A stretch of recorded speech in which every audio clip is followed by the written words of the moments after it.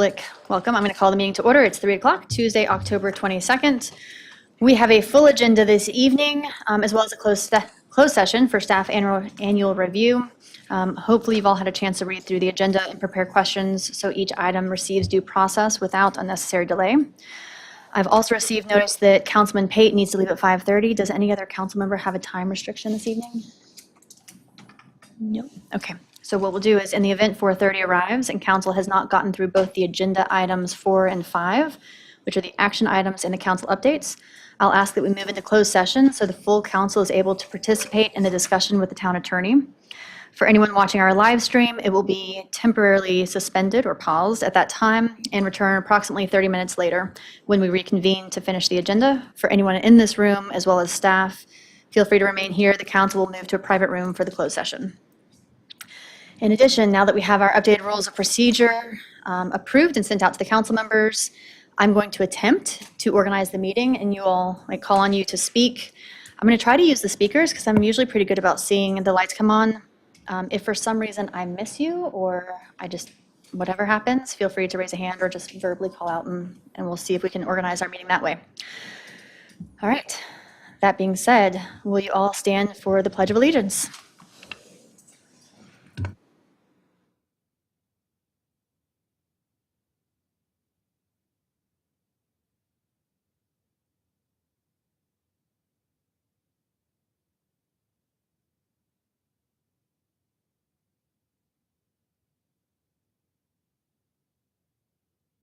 Thank you. And I will move to Manager Parsons for the town manager's comments. Thank you, Mayor Clement. Given the lack of a consent agenda, I believe all of the action items and discussions will have introductions as we get to each of them. So the only thing I will note relative to your agenda this afternoon is that your closed session, as I believe Mayor Clement already noted, is for your annual review of the town attorney. It was originally my own annual review. We swapped those out. I think you were all aware of that. But for anybody following the agenda, I did want to just note the clarification that that will be the town attorney's annual review. With that, I'll take any questions or we can proceed.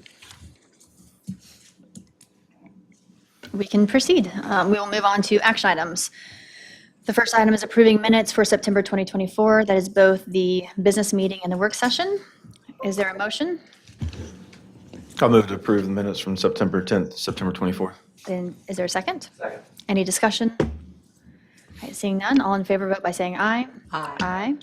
Any opposed? Motion carries. Action item B, consider appearance commission appointment. Hey, Reagan. Yes. Who is presenting this part of it? Given the appointments, I don't know that there's really a presentation to be made. You have Just read them? Yes. Okay, that works. Okay, the Appearance Commission has a pending appointment for council consideration. Kim Kaplan is asked to serve the remainder of Lauren Kramer's unfulfilled term, which will expire September 13th of next year. Is there a motion to approve that? Approve Kim? So moved. Is there a second? Second. Is there any discussion? Okay, seeing none. All in favor vote by saying aye. Aye. Any opposed? Thank you. Welcome Kim to the Appearance Commission team. I know they're probably excited to have her. All right, consider the Historic District Commission appointment. We have an opening for a member who's moving away. We're asked to appoint Sarah Farrell to serve the remainder of Michelle Peel's unfulfilled term, which will expire July 12th of next year. Is there a motion? I'll move to appoint Sarah Farrell to the term. Any discussion? Okay, seeing none, all in favor vote by saying aye. Aye. Any opposed? Motion carries. Sarah, thank you for that commitment to our Historic Commission. Consider RD-01-24, the offer of dedication for Carolina Green Parkway, which I would imagine, Reagan, you have something on that one. I may have. BJ, were you planning on saying anything on this item? Okay. I'll simply tee it up. I think council's been awaiting this for a period of time now. You will recall that we have a reimbursement agreement in place on the Carolina Green Parkway. For those who are watching in, wondering where in the world that might be, it's the new Target Center and it's the road connecting US 15 501 to Morganton Road. This is simply the offer of dedication for public maintenance and ongoing responsibility for that parkway, which was part of the original concept. Pictures of it there on the screen. Both engineering and inspections and planning have been working through various punch lists on this particular roadway. It is now to a point that we are more than comfortable accepting it for dedication. As a reminder to the town council, there is a municipal service district over this area, which actually takes care of that roadway, the reimbursement loan, and anything that may need to be done with it in future years. And that, if for those who may need some recollection or those listening in, the municipal service district actually represents an additional tax layer on top of the standard currently 29-cent ad valorem tax that the town levies. So the businesses and developments along that parkway will be responsible for that parkway in the future. But at this time, would simply request for a council vote to go ahead and dedicate the Carolina Green Parkway. Mac and I and Tess have been on email traffic all day long with the attorneys out of Raleigh, representatives from Midland Atlantic, and the financial advisors out of Charlotte relative to the closing on that loan. Right now, that is being targeted for Thursday, but this action needs to take place before that can be finalized.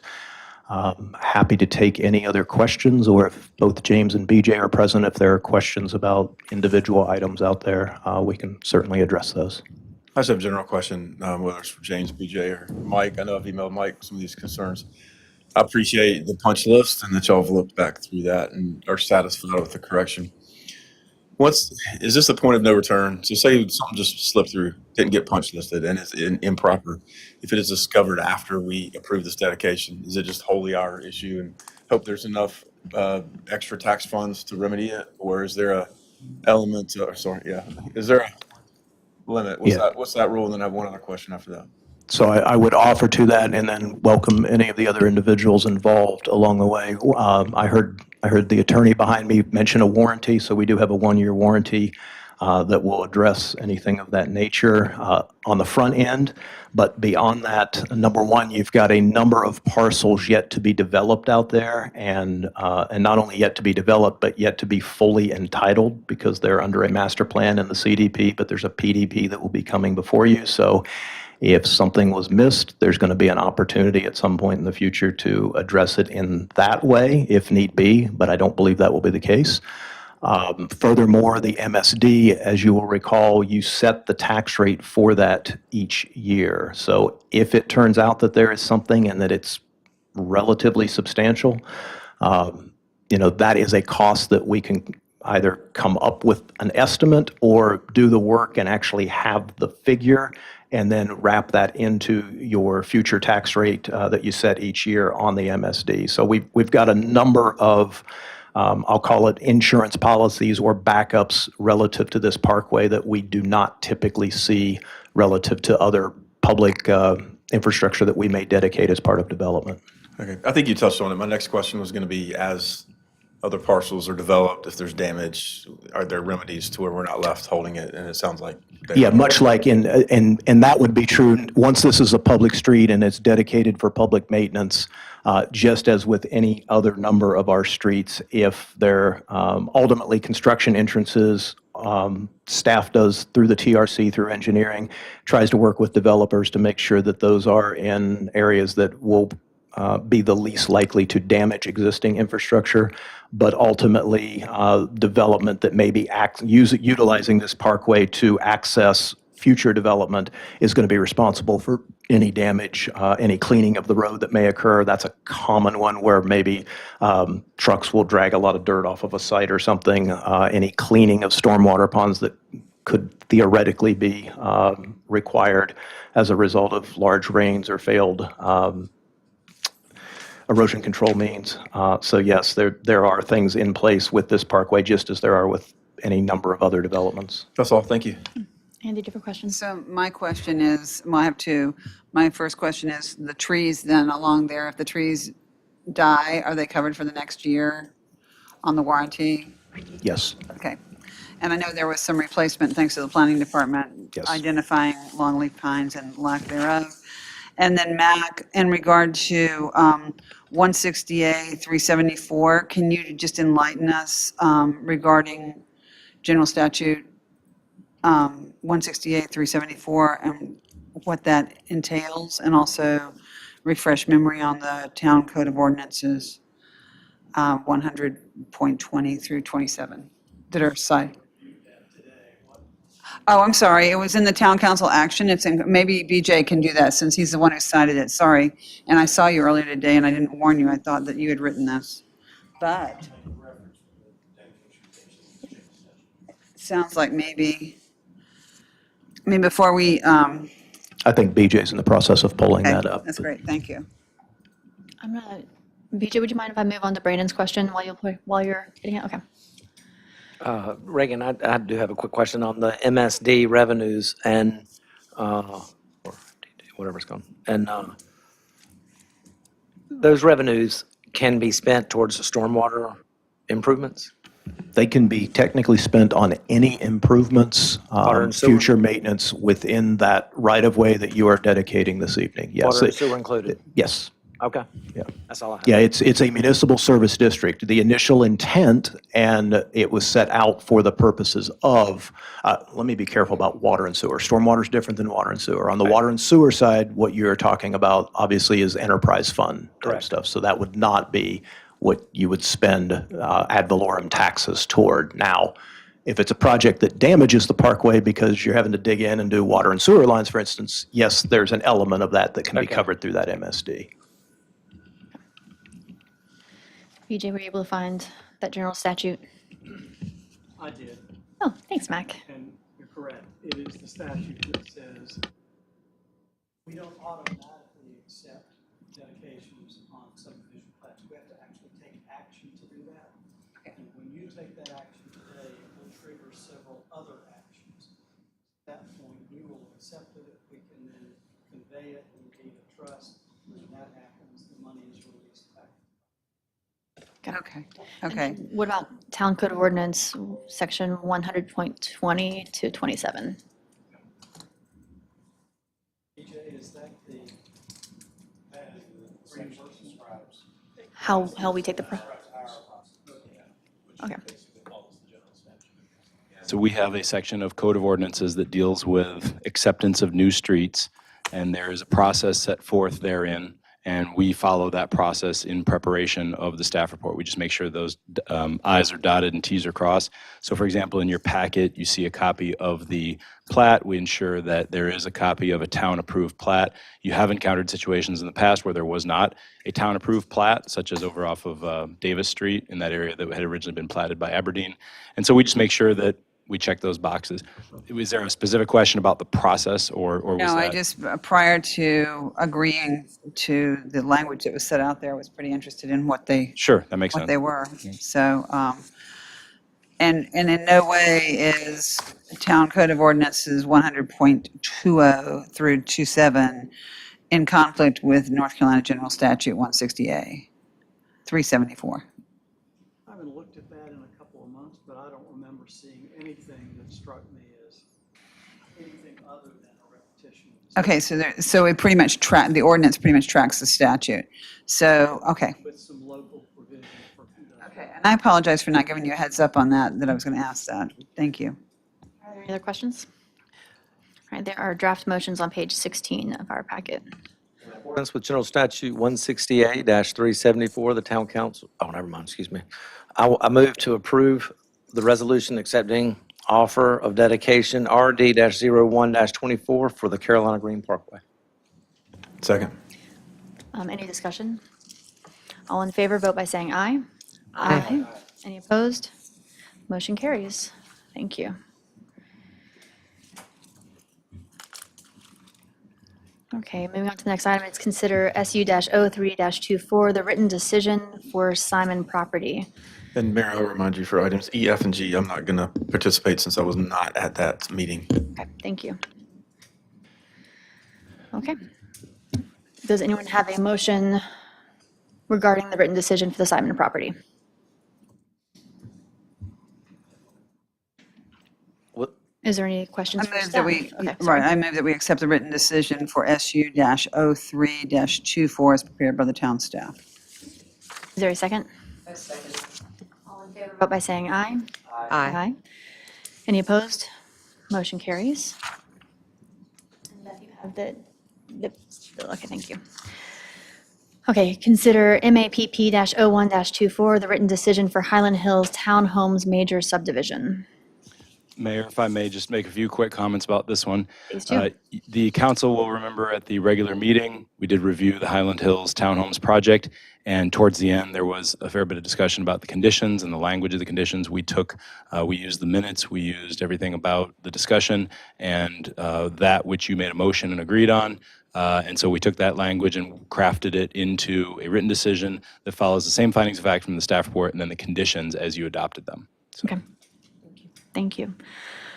Are there any questions for staff before we make motions? So my only concern continues to be the trees, and I think that you've done as much as you can do as far as putting in a safeguard there. And I think it's clear from the language as written that that was an imperative that the council as a whole felt was important to protect. But I do want to go on the record again saying I think that's really important. Include, I think it may have come up in the meeting 2 weeks ago, but I feel like when it comes to our ETJ properties and our ability to control our planning jurisdiction while also walking the fine line of property rights for people who don't have voting power over us, I think that staff made a very good recommendation on how to allow them to actually use the land as it was zoned for, to get on the low end number of units that were allowed while also allowing some buffer. But I agree. I think the trees are important, and the negotiated number we came up with isn't ideal, but it's what worked for the majority of the council.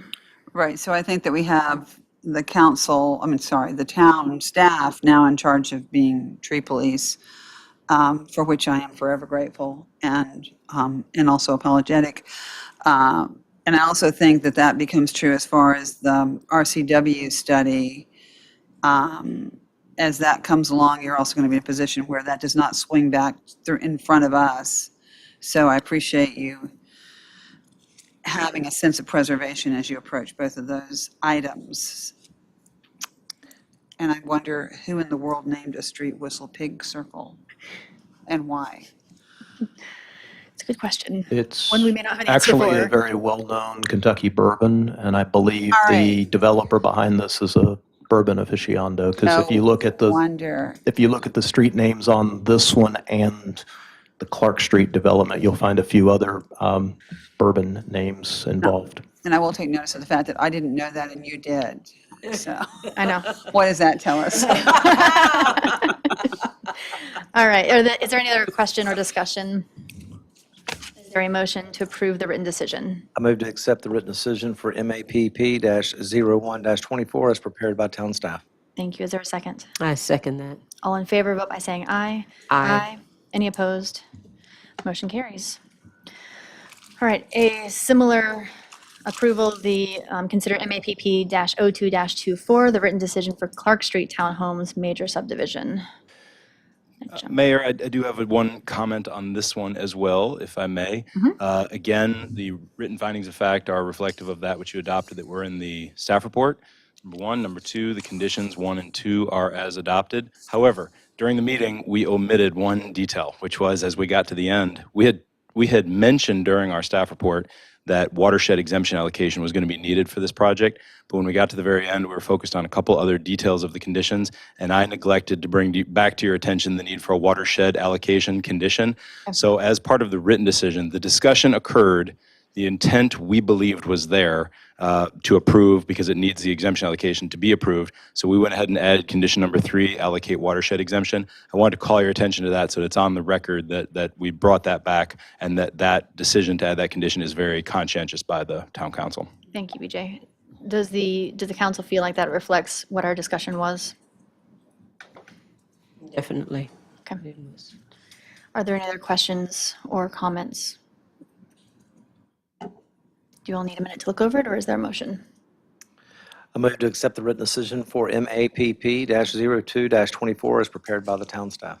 Thank you. Is there a second? I second. All in favor, vote by saying aye. Aye. Aye. Any opposed? Motion carries. Thank you. Okay, so Councilman Pate, you're back with us on this one, right? Yes. Okay. Sorry, I'm just making a note. Okay, resolution number 1098, directing the town clerk to investigate the sufficiency of the petition and certify the result per NCGS 160A-31C. Do we have any additional information that you would like to provide us on this? I don't have any additional information because I haven't investigated yet. Okay, that's fine. Yeah, this being RAB Investments, I believe these are some parcels within the corporate park that are part of the recent distribution center project that you all reviewed. So I think there were a couple of just very small parcels internal to that development that needed to be annexed, and I believe that's what this covers. Okay. And so you'll bring us that information, and then we'll make a motion on Yeah, whether we part of want the to. investigation then will be planning staff will put together an annexation report, and when the public hearing occurs, you'll get a full report on it. Okay, And it looks like it's contiguous with, And it is contiguous, yes. I believe it's surrounded, in fact, Right. by corporate boundary. There it is on the map, the white parcel that Right. is being, so do you have a question? I was going to make a Comments? motion. Oh, please do. I'll move to approve Resolution 1098, allowing the clerk to investigate the sufficiency of the annexation petition. Is there a second? Second. oh, Vote by saying aye. Aye. Aye. Any opposed? Motion carries. Thank you, guys. All right, consider ordinance number 3085 for Memorial Park Skate Park rules. So since we have a new park, we have to create some rules along with how that park will be used. And I assume all of this has been discussed with the skaters from Warren. yes, these are directly derived from both North Carolina general statute and also work that our Administrative Services Director, Bruce Rosenberger, has done with our insurer, the North Carolina Municipal Insurance Pool. So these are all things that they require of us to pass, to post in order to provide insurance on the site. has Mrs. Roth been involved in all those discussions? Very much so, and I Okay, think she's great. going to have a Yeah. few words on this and then your next discussion topic. Okay, great, thank you. Um, Do you have a question before she comes up? I do. Say that last part again, though. We have to pass this for what purpose? For, It's legislatively. For liability purposes, for insurance purposes. okay. And also to comply with legislative mandate. Right. There is, I don't want to steal all of your thunder, so I'll fill in anything that might get missed, but I think it's all there. Sure. The legislature, they adopted some statutes because they realized that local governments were not installing what they call hazardous recreational activities facilities like skate parks. And so they specifically adopted some statutes that eliminate our liability as long as we comply with certain requirements. One of those is to mandate that all participants wear helmets, elbow pads, and knee pads, and then also to post signage stating that they have to do that, and that if they don't do that, that we will issue a citation. And then they just require that we adopt operating rules, which is what we have proposed as an addition to Chapter 99 of the Town Code. One thing that I do want to point out is that the hazardous recreational activity, it defines skateboarding, inline skates. It does permit freestyle bicycling, and we did have some discussions internally on this, and we are recommending that we specifically prohibit any kind of bikes at our skate park. And the reason for that is partly because of the insurance premium. It literally doubles if we allow bikes. And then in understanding our insurance carrier's reasoning, it really does, you can see that it is a lot more dangerous to have bikes out there. They're just going higher and they've got elements that are sticking out, unlike the skateboards. And so we feel that for the safety and enjoyment of everybody, it will be a better park if we don't have the bicycles. So you will see that included in the language. And then We have put together all of the required signs because they are required to be posted out there. And so as soon as you all adopt the code, assuming there's no changes, we'll get those ordered so that those will be up when it opens. One question.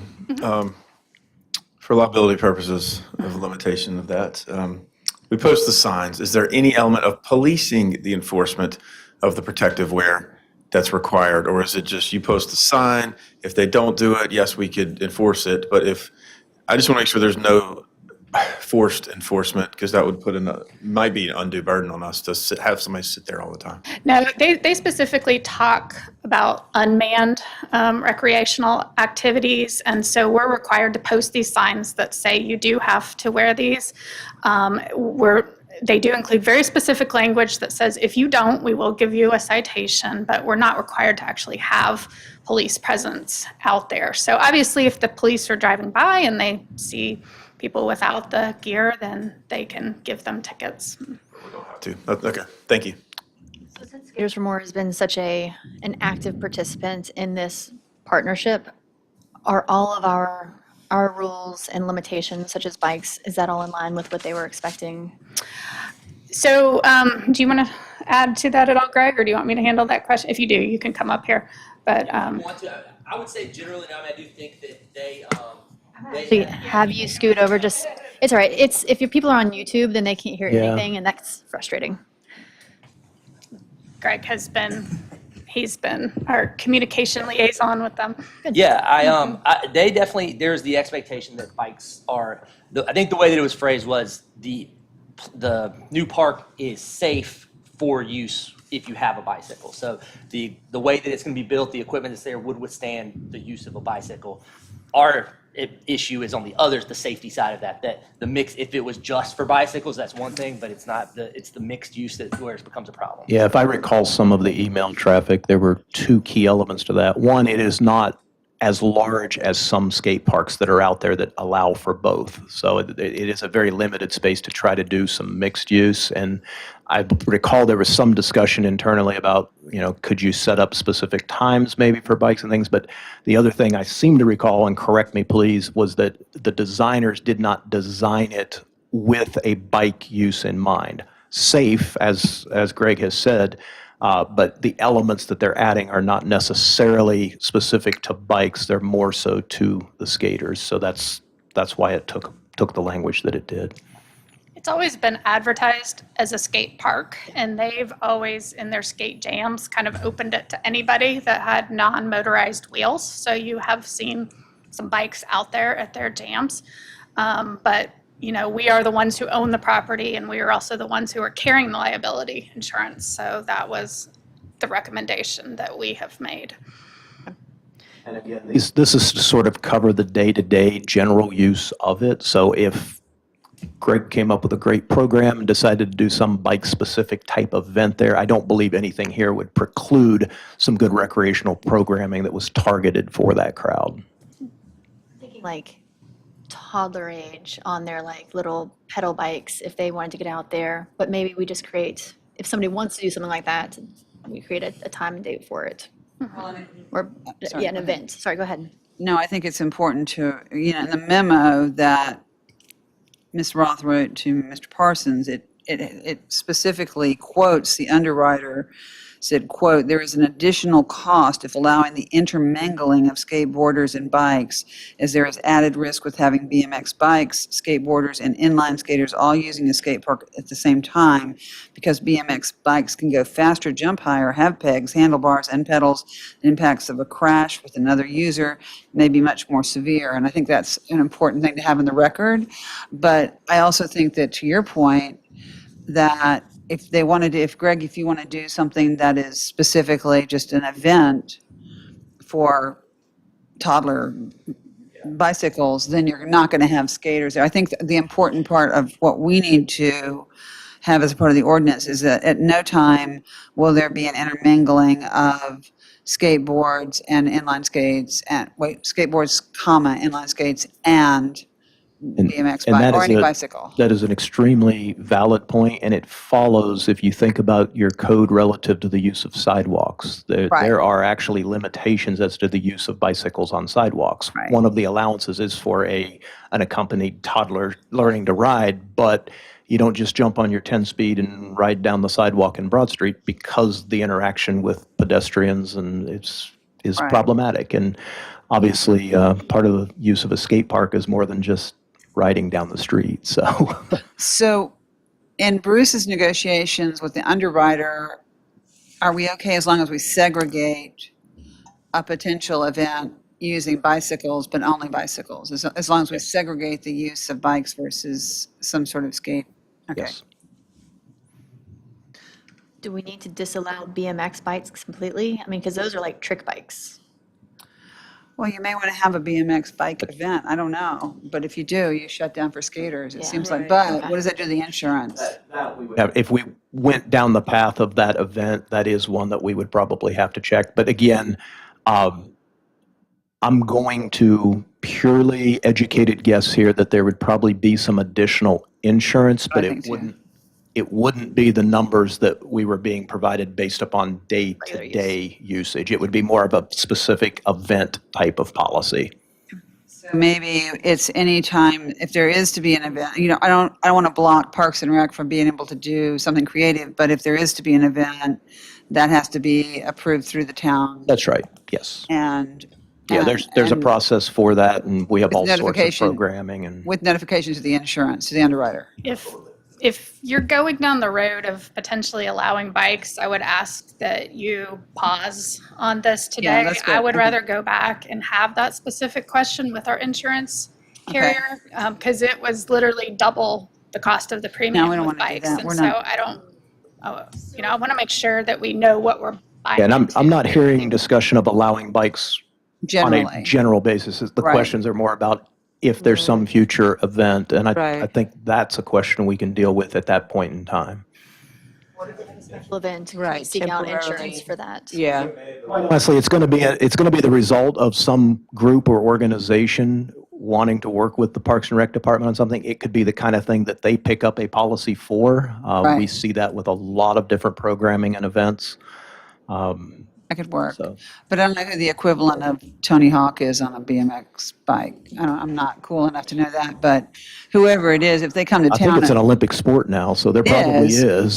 So if they come to town and want to do a demonstration, I don't want to block that, but I also, yes, Mac, I'm scaring you, I can tell.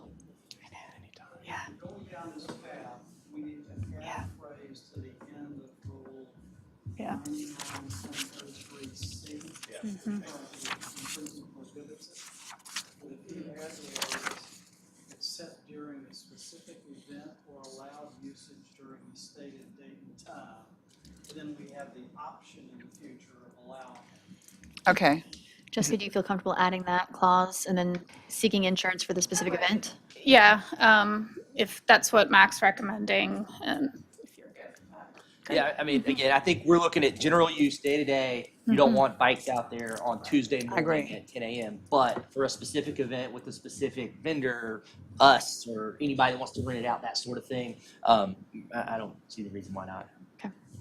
they can, Any idea of the bike usage as opposed to skateboards? I mean, I don't know, are there more skateboarders in town than there are bicyclists? Or, I don't know, forgive me, but, I would hate for us to invest in a park that we have a large population of kids who would want to ride their bikes and, But at the same time, I don't want to, the bicyclists and skateboarders at the same time, no, that's very dangerous. So, It's always been advertised and it's been designed as a skate park. And as Greg mentioned in the conversations we've had, the skaters are, I think it's probably fair to say, indifferent. They're building a concrete skate park and their position is the bikes aren't going to damage it, but we designed it for skateboards. And so if they happen to come on their bikes, that's okay. Yeah, I mean, I think whenever we've seen anybody out there, there's been a higher percentage of skaters. And so that's, I think, what are going to be most attracted to it. and anecdotally speaking, having taught high school, I would say I taught a lot more skaters. Yeah, Yeah, absolutely. I don't hold this up at all, so I'm comfortable with what Mac added and understand that if for some reason the bike issue becomes greater later, we can revisit it, maybe change the rules if necessary. Right. But I don't want to, for their December opening, I would like to see this move forward today if possible. Question or comment? So my question specifically is about adding that to 9903. How does that affect the rating from the insurance carrier?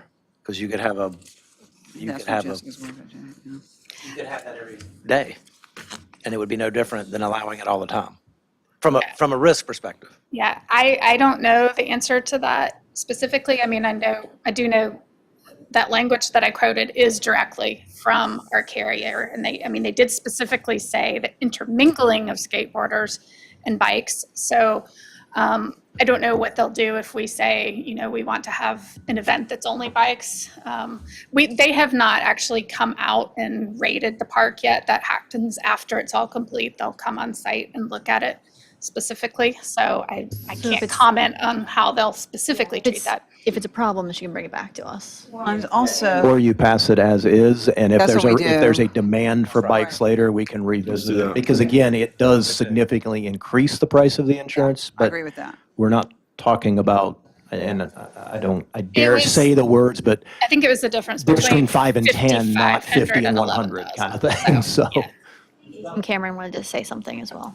Really briefly on insurance, when we do another process in town for our outside special event process, so if there is a bike event, what the town typically does, unless they say 100% town event, is we require them to get the insurance. So it doesn't impact us from a financial standpoint.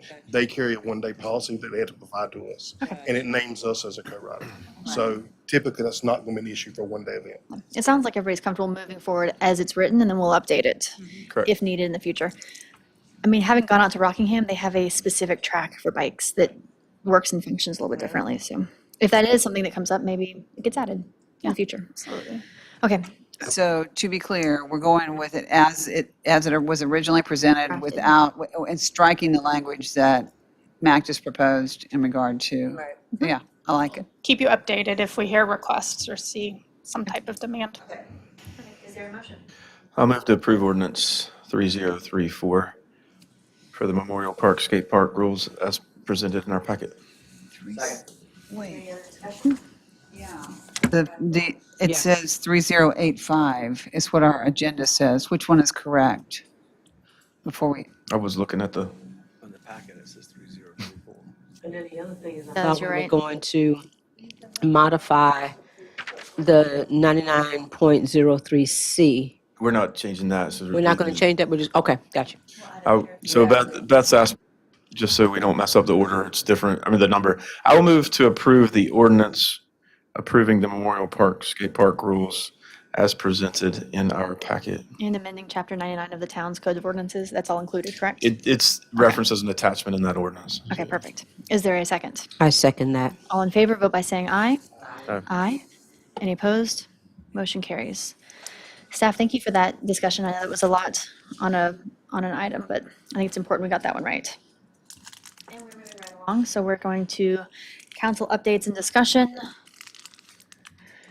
I am going to briefly skate park. introduce the skateboard and pedestrian district discussion, and then I'm going to turn it over to Mason Maddox, our planner. We were looking back at this, knowing that the skate park is opening, and I realized that most of the council that's here today actually wasn't here 3 years ago when we had this discussion. But we had some requests from the community about 3.5 years ago to look at the skateboarding codes and laws, because currently skateboarding is prohibited everywhere in town. And so a teenager who might not have a driver's license and would like to skateboard from home to any location could not legally do that. And so we had a request from a father to look at that. At the same time, we had a request from the Welcome Center to be mindful of skateboarding downtown, and they asked if we were going to allow any type of skateboarding, that perhaps we don't allow it downtown on the sidewalks and things like that. So we had started having those discussions in the fall of 2021. And then about that time, the skate park project started to emerge. It was honestly 2 different discussions and projects, but council at that time realized that we were starting to get some momentum to the skate park. And so they decided to pause any further discussions or ordinance changes on a skateboarding code, because if we were going to have a skate park for people to actually skate to, that might be the time to revisit this. So with that in mind, now that we know there is a skate park that's about to open, I'm going to turn it over to Mason, and he's going to kind of bring you present day into what some options might be if you want to explore that. Good afternoon, Council. So I will take that and say that 3 years ago, those initiatives came with a list of 3 recommendations from Assistant Town Manager Jessica Roth. Those 3 recommendations of 2021 were to allow skateboarding on sidewalks adjacent to collector or arterial streets, to allow skateboarding on the basketball court of Downtown Park. Mayor Clement and I now call that Rainy Park. And the 3rd recommendation was to create the pedestrian district that you will see on subsequent pages of your report, which closely mirrors the downtown zone, and in our world of planning, the central business zoning. And Jessica can speak a little bit more as to how those boundaries were created. In the present day, now that we do have the skateboard park being constructed, as BJ and I saw this morning from concrete being poured, we have proposed a refreshed list of recommendations, which includes removing the recommendation to allow skateboarding in Downtown Park on the basketball court, now that we actually have a designated park for it in Memorial Park, to also keep the pedestrian zone as a recommendation. And that also keeps things out of our downtown, which I know there were some safety issues that arose with Jessica and Chief of Police Nick Polidori at the time. And essentially, ease those restrictions in the Code of Ordinances. I wanted to point out one irony that we often discovered when examining this, and that is that currently, as the ordinance stands, one cannot skateboard to the skateboarding park. So it seems time to at least examine the possibility of addressing these things. Mason, I just want to qualify. So the downtown map, is this areas that we would allow people to use skateboards on streets or not? This is the area of town where it would be permitted, not permitted, excuse me. Okay. We were going to call this a pedestrian district. And the idea is that this red boundary would be our pedestrian district. And so you could skateboard anywhere else in Southern Pines, but once you hit this red line, you would have to hop off your skateboard and say walk to the ice cream parlor or something. So that would address the downtown merchants' concerns for safety, but would allow skateboarders to travel. And this is purely my opinion. This is not me as the mayor. It's me as a council member equal to everyone else in this room. We're not going to disallow bikes, right? Correct. I feel like a skateboarder is using a mode of transportation other than a car, and I will 100% support people using something besides a car on the downtown streets. I've almost been hit by cars twice in the last 10 days, both of which were, well, one was inside, one was just outside of that mark. I understand not being on the sidewalks, but I'm not sure, I don't know about the roads. There is an element of, as you said, transportation on these types of things that I agree it should, on private property, should not be used. But I feel like on the street, it would be a shame to take modes of transportation other than cars away from people. But that's just my opinion. So I'm happy to listen to everybody else too. Yes, please. Sorry, since I just spoke out so vehemently against it. No, ahead. it's funny. I actually drew another map inside of your map of a tighter boundary because when I looked at the complaints, I mean they're all on Broad Street except for all other locations, and I don't know exactly where those could be, but I would assume that those would probably still be mostly on Broad Street. So I would like to see if we move towards something like this, that it's really constrained only to Broad Street and not to Bennett and May, and not so far either direction either. the further out they go, it's almost like getting a skateboard on those roads could be dangerous. Yeah, you can go on May with it, which, Councilman Goodman, just following your thought process there, when you said only Broad Street, not Bennett, May, I'm assuming you mean Ash. yeah.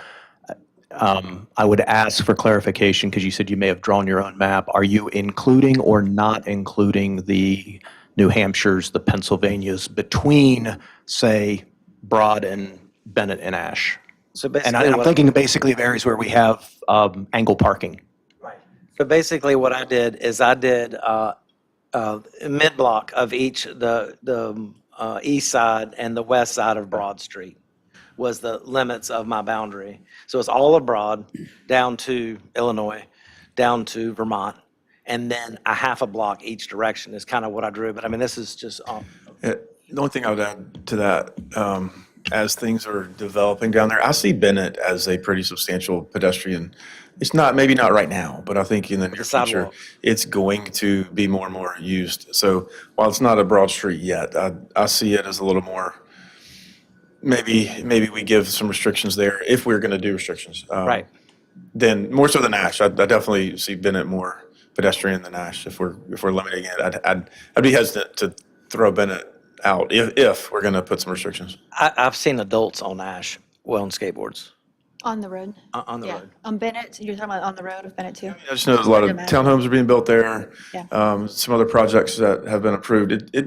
It's going to have pedestrian more so than it is now in the very near future. Yeah. And especially since we're going to fully build out the sidewalk. And as we consider these things, we're considering the danger for the pedestrian. We're not considering the skateboarder, God forbid, being hit by a car, right? Yeah. I think that was sort of Goodno's comments were sort of in favor of skateboarders, Yeah, correct? the reason for even considering this in the first place was to make things much safer for, well, first of all, skateboarders can't skate legally anywhere right now. And so what we had proposed was to allow them to skate on the sidewalks. And then when we started going down that path, we had a request from the Welcome Center to specifically exclude downtown. So that was where we came up with the concept of the pedestrian district. As Mayor Clement has mentioned, she would be in favor of allowing skateboarding on those streets. So we could certainly refine that definition to allow skateboarding on the streets in the downtown, but maybe not necessarily on the sidewalks. So our goal is to make things safe for the skateboarders and to make it legal. for Key them. element of the conversation. I'm hearing a lot of support for Right. allowing skateboards. Yeah. This is not a suggestion or recommendation or discussion about how to further limit. It's Right. actually a discussion about how to open this up from choosing an area where you choose not to open it to maybe you just say, we want to allow it everywhere, and you get rid of the code that says you can't do it. But right now, we're in a scenario where technically it's not legal anywhere. Yeah. It has been 3 years. I remember this discussion, and the biggest thing was it's not legal anywhere. How do we solve it? And that's quickly going to be remedied. Can we maybe check with Chief Paladori? Because, I mean, 3 years is a good little bit of time. Like, have there been any incidences reported? Or is this a non-issue? I'd be curious. It's in the notes. In the last Yeah. 3.5 years, but I'd actually like to know if that 20 weights more towards 2020, because I know specific people who were involved in them who are no longer part of that group. So I wonder if the calls have For lessened. the at all. timing, yeah, when they happened. We're a small community. You know everybody. I think that things have changed since 2021 in regard to the sidewalk. And to your point about Bennett getting busier as time goes on, I hear you. But at the moment, Bennett sidewalk, which you don't see a whole lot of traffic on, once you get outside of town, allows a path to the park. So I think to the skate park, and I think that's the third option. I agree. I have watched with fear kids on skateboard in front of the Welcome Center and on the Sunrise stage, both of which create a tremendous legal liability. So I'm in favor of, if you need to come down to the ice cream parlor, when you hit whatever road everybody agrees on, you pick up your skateboard and you walk with it. That's what I'm in favor of. And then I'm also in favor of opening, for now, the Bennett sidewalk after a certain, whatever everybody agrees on, to allow kids to get on that sidewalk. I think Bennett's a scary place to skateboard. When there's sidewalks on both sides of the road. I know, which is nice. Yeah, I So would say that's I think more- you that make, makes sense I think there. you make that a possible passage from downtown. So you get onto Bennett and you can get to the park and you can come back on Bennett as far as you guys want to say you can come.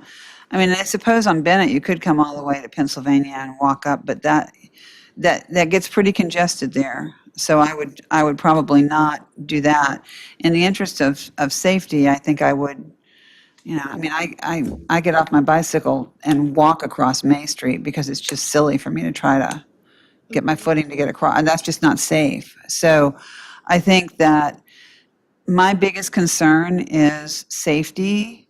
My second biggest concern is that we're going to create something that by opening up the Broad Street area, we're going to create a liability for the Sunrise, and we're going to create a liability for Amtrak, and we're going to create a tremendous liability for a visitor coming in to get to the Welcome Center and swoosh, have somebody hit them. And that's real.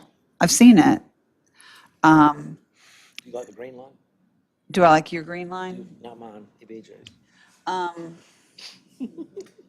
Yeah, I'm okay with the green line. And I actually, I mean, I shared with the mayor that I rode my bike up the hill one day and a kid I had taught who was a skater rode beside me and we chatted all the way. I was dying. I thought I would leave him in the dust, but I've never seen anybody go uphill so fast. So I'm all for him. I mean, we were coming up New Hampshire, which is not, which is not a big issue. But I think Reagan is right. It is an issue at the park. You got to really slow down going through there. With the parking at the park, people are backing out, kids are running around cars. I drive about 5 miles an hour when I come down. I try to never come down that road, which I guess is what the incentive was behind making the parking like it is. So I think that probably a middle school skateboarder is not going to take the same sort of precaution that I would take driving through there, and I don't want somebody backing into a skater. I don't want a skater hitting a kid who comes out of their car seat and takes off. So I would be really careful. I mean, think about the character of your downtown.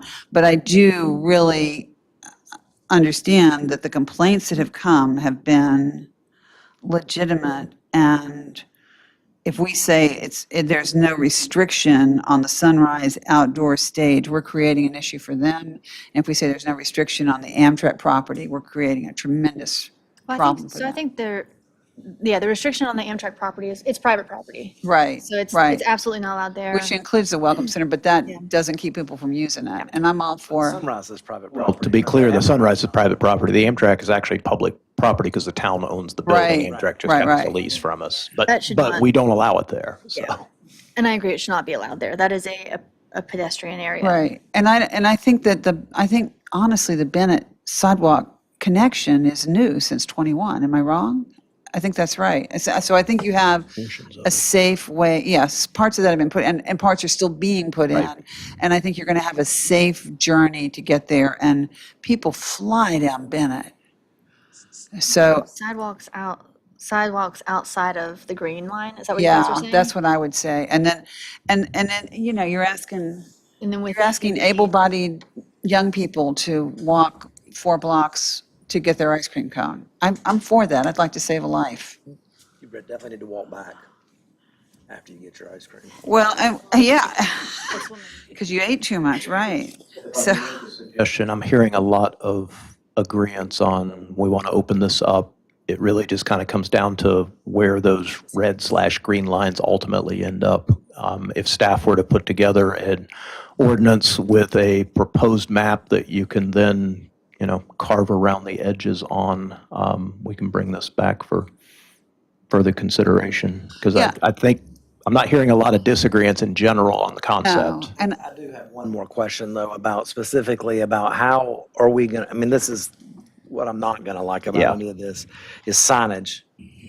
And I was looking at your map thinking about mid-block type of stuff that might help from a signage standpoint. Obviously, we don't like to go out and throw signs up everywhere, but you've got to let people Yeah. know too. Right. So I don't know if the perfect green line ends mid-block or if it ends at, Ash and Bennett inward to Broad Street. I Right. mean, those are the kind of conversations, and it might be the kind of thing you want to go out and walk it or jump on your skateboard and take a look at and see what might make sense too.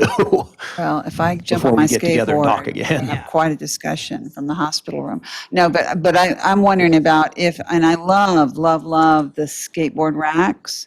And I'm wondering if a town rack on either end of the restricted area might be a way to say, leave your board, walk on in town, and it will be secure and safe here. So that gives you a barrier that is not a negative sign. And Good it's place for the sign that yeah. these aren't welcome to Right. be used beyond here Right. too. And it also, I mean, the boards aren't cheap, so Right. it also creates some security for people if you say, here's a place to lock up your board and then go get whatever you want to get and then come back here and you can skate up Bennett Street to the park. And I think the park is going to alleviate the need for young people who are in need of that excitement and that adrenaline that they're securing at the train station. I think they can take it onto the park. I think we've addressed that, and I'm all for constructive places for young people to be able to recreate. I agree. I think it will alleviate the draw of some of those Hope not so. designed for type spaces. Right. But if it's successful, it's also going to bring a lot more individuals with skateboards to the immediate Great. area there. So, So offer them a secure place to lock up their board and say, walk on in town. We'd love to have your Grab business. lunch. Yeah.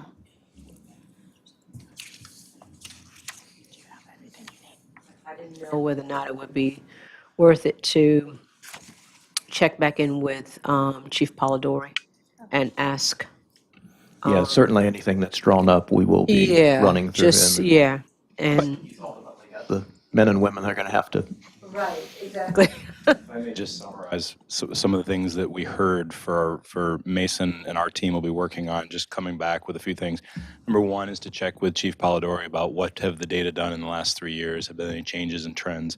And I'm just kind of extracting high level conclusions, if you will, is seems to be a will to keep skateboards off of sidewalks on Broad Street. That would Mayor Clement, that sounded consistent with staying off the sidewalks. Yeah, so staying off the sidewalks in the immediate downtown area, I think is important. But I really feel like the town needs to be pedestrian friendly, not just Absolutely. downtown, all over town.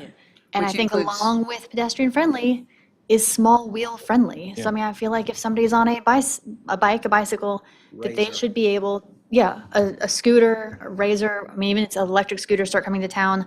I feel like those are all things that are better than cars.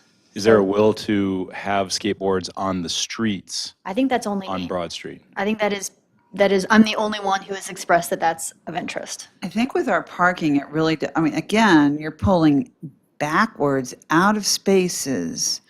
And What about the bikes? I know, yeah. I know, I hear I your think point. that cars should be aware that there will be bikers on the roads, and they should be aware there'll be skateboarders on the roads or people scooting on the roads. But that is, again, I'm the only one who I'm really hearing that from. No, I like the idea of skaters on the road. I mean, on Broad Street versus the side. I mean, it limits the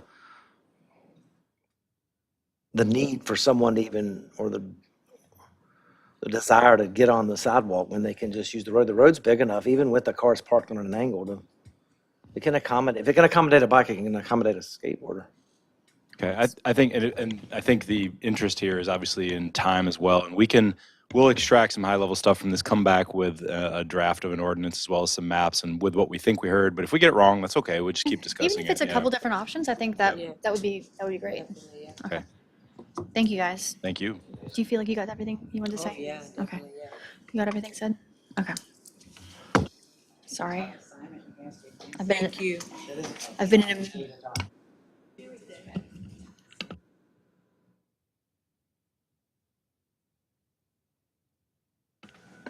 Okay. Now we are moving on to the lead and copper rule. Yes, Staff. Town Engineer James Mickle will Perfect. have an update on some federal regulations that are going to require some action and activity on our part. So this is a very much an educational type of session.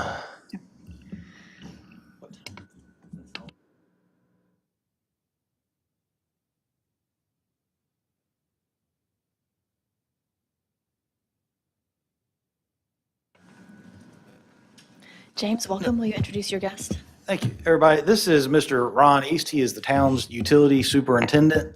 I know a number of you have probably talked to Ron over the years, but have maybe never actually met him. But Ron has 34 years of experience in the utility industry. He might have actually been working when this rule was originally passed. Oh, any opportunity to get a dig in, I appreciate it. So he has a wealth of knowledge on the history of this rule, the things that, not only the town has done, but a lot of other industry standards that have come about. So I figured it'd be a great opportunity for him to kind of join us and really show some of his expertise in this matter also. But what we're here to talk about today, like Reagan mentioned, is recent updates to the lead and copper rule, referred to as the LCR. This is a federal rule that was created originally in 1991. It went through some major changes in 2021, which you might be wondering, if it's 2024 now, why are we just now talking about them? Like any good federal law, they passed the law in 2021, then the regulatory agencies got a hold of it, and it went through, I don't know how to express, if you had watched the chain of changes over that 3-year period, you wouldn't know what we were talking about today if you saw what the draft rules were a year ago versus 2 years ago. So it's been this ongoing thing. The final version was not actually drafted in what I'll say will be the ultimate version to be adopted until October 8th of this year. So a lot of what we've been doing for the past year has been based upon the assumption that the early drafts were actually going to be the correct version. So, just bear with This us. draft is the correct version. Yes. Okay. We are very confident in what we are likely to see, though there is already discussion out there now that it may still change again, but it doesn't change what we've done to date. It really is discussing what we might have to do in the future. Okay. So, a lot of, or really two main things changed with the 2021 updates. They took the required action levels for lead, which used to be 15 parts per billion, they dropped it to 10. And then they've also beefed up what the required amount of sampling would be that goes with that. They did not change the level for copper, but they got a similar increase in the number of samples that are going to be required. And then they've also instituted, it's a lead service line replacement policy, but the focus of what we've been dealing with here recently is the creation of an actual inventory of every service line in town. And then identifying what those services were made of to be able to then kind of project out what those risks might be. And we'll go into more detail with that, but I'm going to let Ron kind of discuss a little bit of what our, kind of our past testing policies have been and what they're going to look like moving forward, along with some of the regular public education pieces that we've already been doing and how they might also change. So, Ron? So this rule was originally passed. So there was an official lead ban on publicly manufactured materials in 1986. Then in 1991 was the original lead and copper rule, and that affected utility systems, water systems. Southern Pines was a water system then. Southern Pines had some altering that they had to do regarding distribution and treatment operation. So moving ahead in that timeline, I'll go more into detail on that in a minute. So moving ahead on that timeline, then there was the 96 ban on lead. That was for plumbing, the fixtures in your home, things like that. But that's the reason, that's one of the ways that we can help come up with this list is anything basically post 1986, as far as the service line is considered, it should be lead-free. It was required federally to be lead-free. And so that was one of the criteria we used to kind of, all the new neighborhoods in town, they're all going to have new fixtures, are all going to be lead-free, quote unquote lead-free. Anything that we've replaced is going to be lead-free. So moving along, we end up getting to this rule. The lead and copper rule has been revised over the years many times. This is the most significant one. The genesis of all of this, everybody knows what went on in Flint, Michigan. That was a massive failure, both from the guys that operate the water treatment plant. They had changed their raw water source, affecting its chemical properties. There was some failures in the actual operation of the distribution system, along with elected officials and state regulators. So there was corruption from basically start to finish. Southern Pines has always done a very good job of maintaining their water system. Very proactive, very preemptive, good operators over the years, taking care of things.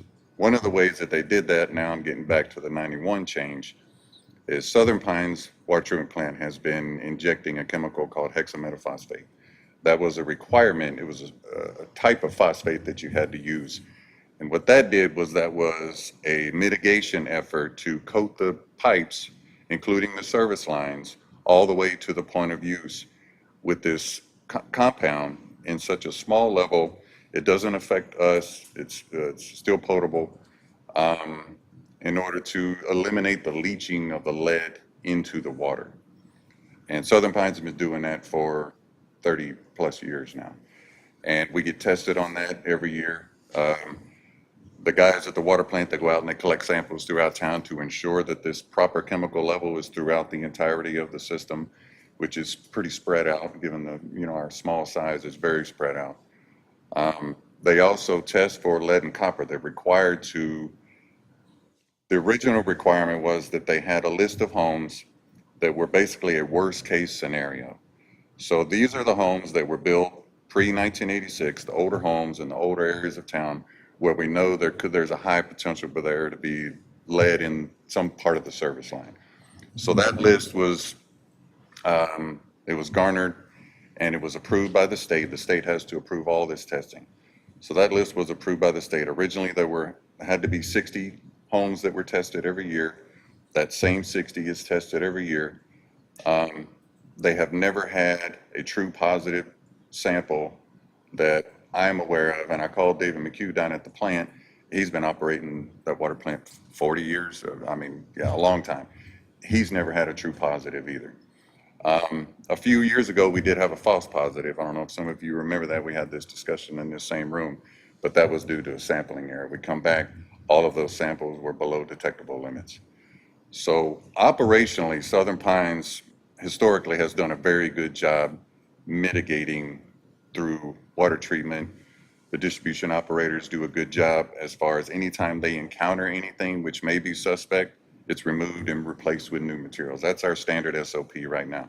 Anytime we find anything that's either an older plastic or a galvanized line, which is a form of steel, we have never encountered any true lead service lines, but anything that's older and not up to current standards, especially if it leaks, gives us problems in the middle of the night, we take it out and we put in new materials. And we've done that hundreds of times just in the 10 years that I've been here.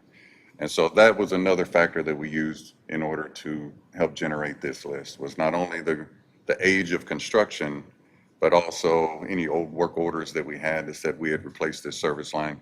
Now bear in mind, the new lead and copper rule affects the lead service line from the main that's out in the right of way all the way onto the customer's property. It's the private and the public side.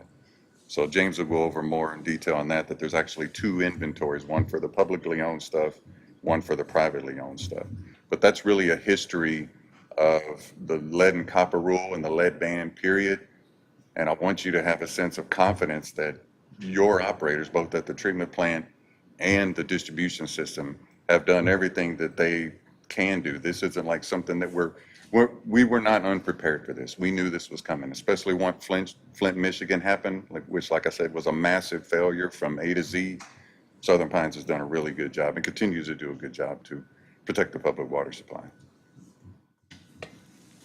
So how did you determine the 60 homes that were tested every year?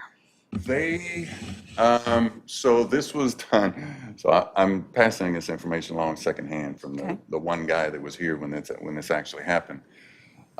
So they went through a similar thing with permitting through homes, when homes were permitted, when homes were built. They actually took samples and coupons from certain areas of town. How many, I'm not sure, but I'm sure it was fairly representative. And the areas that deemed to be the highest risk, giving some of the fact, when I say coupons, I mean they actually take a sample of the pipe itself. And so it could be a galvanized pipe, which galvanized pipe is high on the list, even though it may not be lead. It could be downstream from a lead gooseneck, which is the part of the pipe that comes directly out of the main and connects to the service line.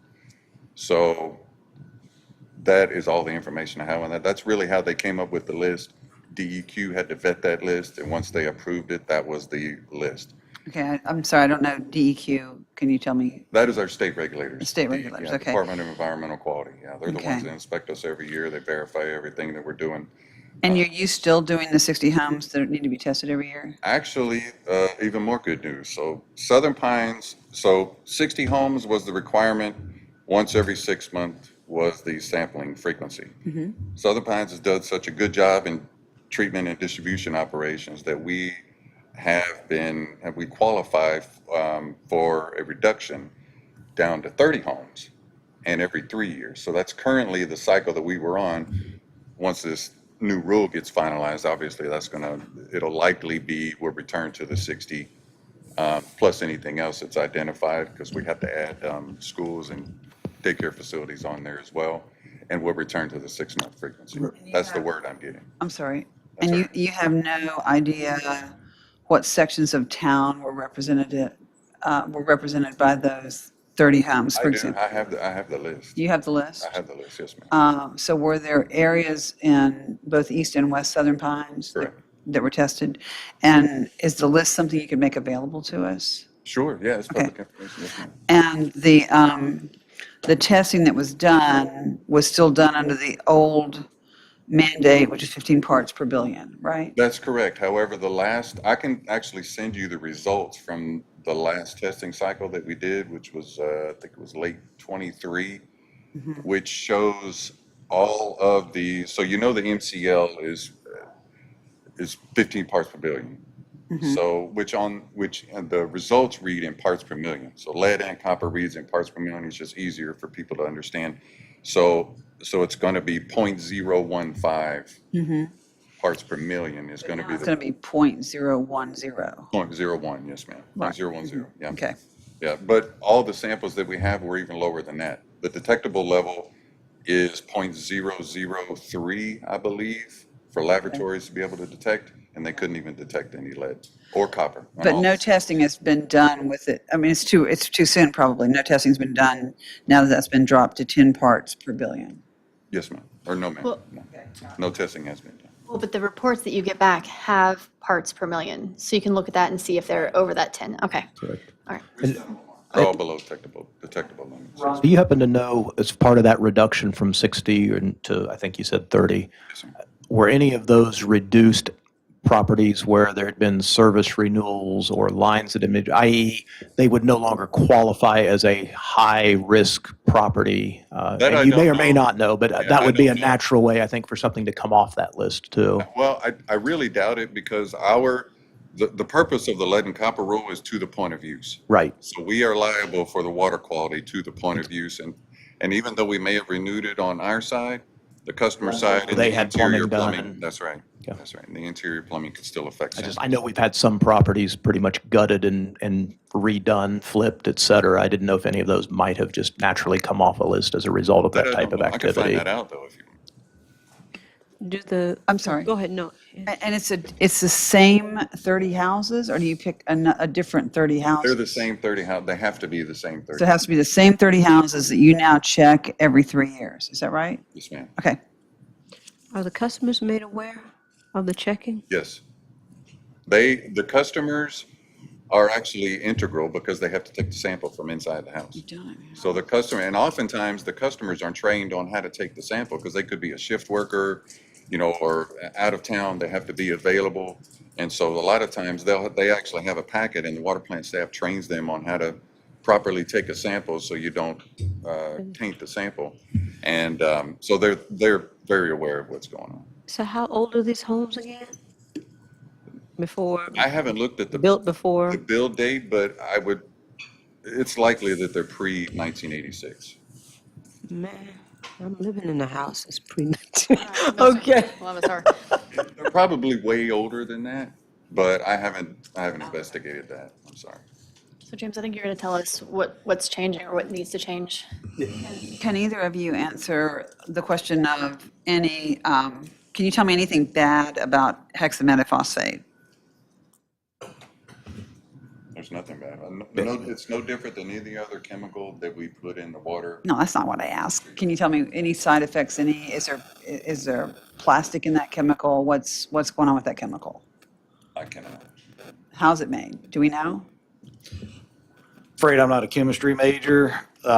What I can tell you is that it's one of the most commonly used anti-corrosion additives in water treatment throughout the country. Throughout the world. Throughout the world. If it were dangerous, I would find it hard to believe it would still be in use. Okay. I'm sure there's some people that have to actually still have. Google says it's an extreme concentration it's a salt. So extreme concentrations can cause acute side effects. So the major changes, Ron already kind of spoke to the major changes that are related to testing and sampling. The other big one is related to the inventory. So what we basically had to do is make a list of every utility service in the town of Southern Pines, which was 11,284, and then make a determination of whether or not that was one of four things essentially. It was either non-lead, it was unknown, it was lead, or it was galvanized requiring replacement. Those are the four specific items that we are required to report.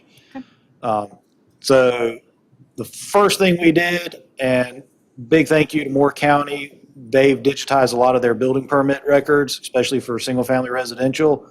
We were able to overlay GIS data sets and pull out every house that was been built 1988 and newer. So that right there cuts the list down significantly because we know that those properties could not have been built with lead services. Then we deep dive into the work order records. Ron's guys do a great job of keeping track of, what we've done at individual services. Was it a replacement? What was it when we found it?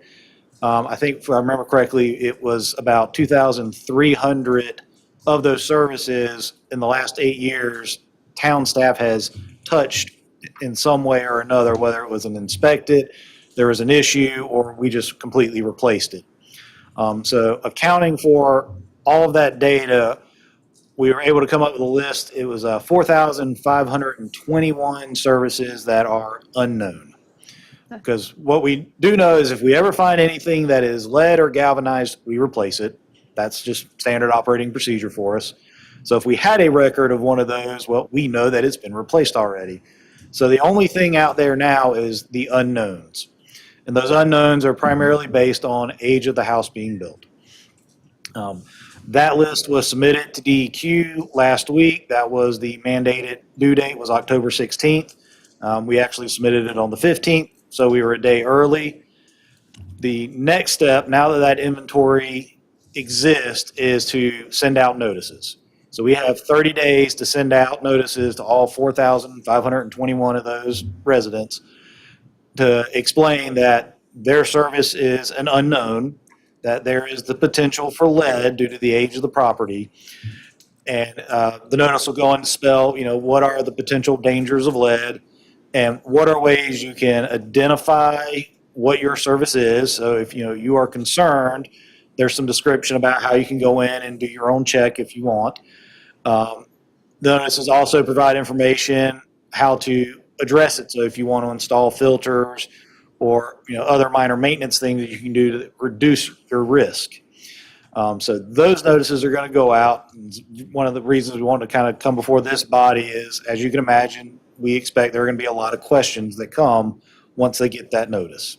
So we want to try to make sure people are getting the facts up front and not hearing, hearsay on the backside. So is there any testing planned to do on those 4,000 plus houses?